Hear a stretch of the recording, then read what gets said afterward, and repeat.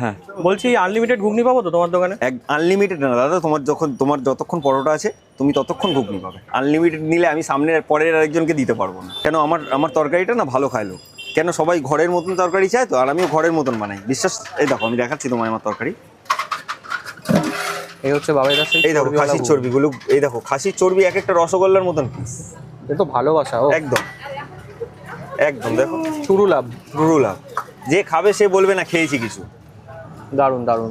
এবার সাথে এরকম টাইপ স্যালাড আছে, এটা পরোটার সাথে থাকে? এটা পরোটার সাথে ম্যান্ডেটরি থাকে, সব পরোটা সবাইকে দিয়ে।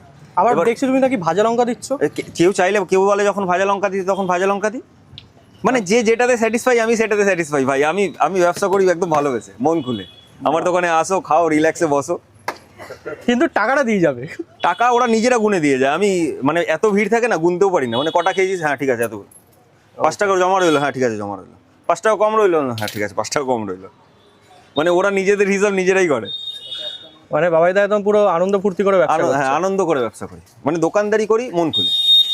বাহ বাবাইদা, সকালবেলা 9টা তো বেজে গেছে, তোমার তো বাড়ি থেকে ডিম কষা ডিম সেদ্ধ কিছুই আসেনি। এই পর আসবে। এখন ব্যাপারটা হচ্ছে আমার মা হাসপাতালে চাকরি করে তো, আমার মাও এখন ডিউটি যাবে, সবকিছু দিয়ে তারপরে চলে যাবে।